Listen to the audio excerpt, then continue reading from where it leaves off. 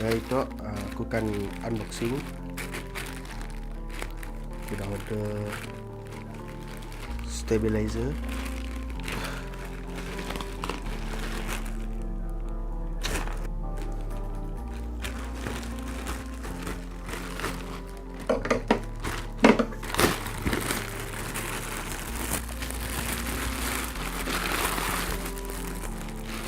Tengok, dah nampak bag.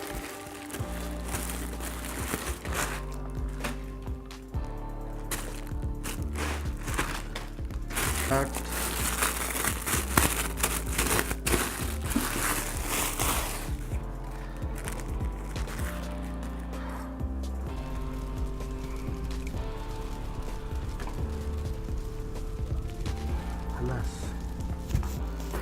Oke. Kenapa anaknya Bahenol? Yeay.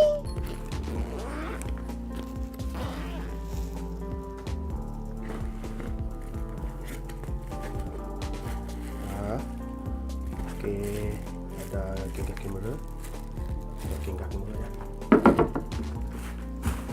Oke.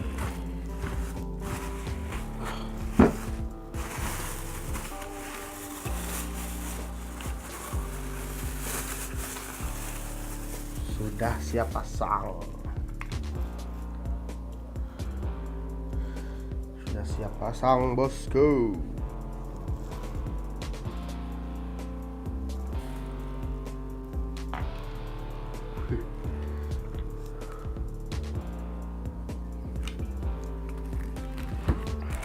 Sudah siap pasang, tengok. Gimbal.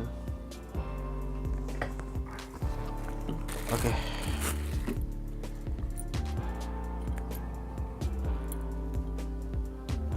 Ini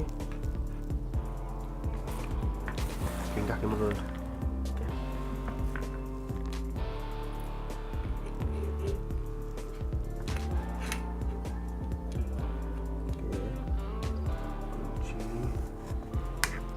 Oke, masa orang masukkan kamera orang.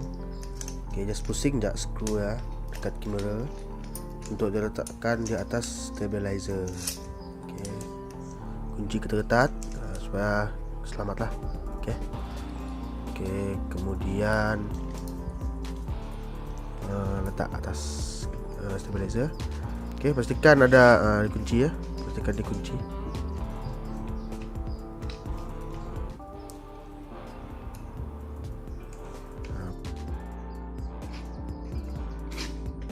Pastikan ini dikunci dengan baik lah, supaya tidak terlepas.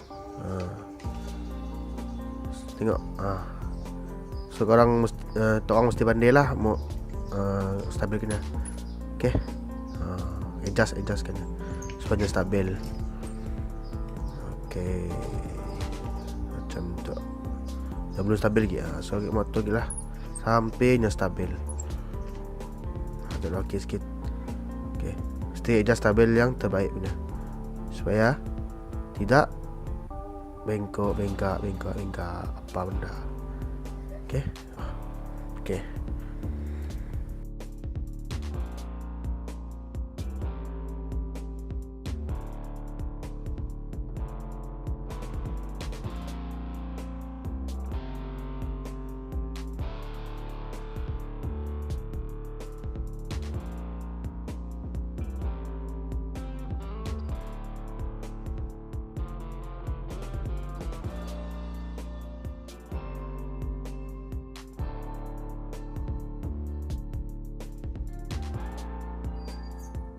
Oke, sekian saja untuk hari ini.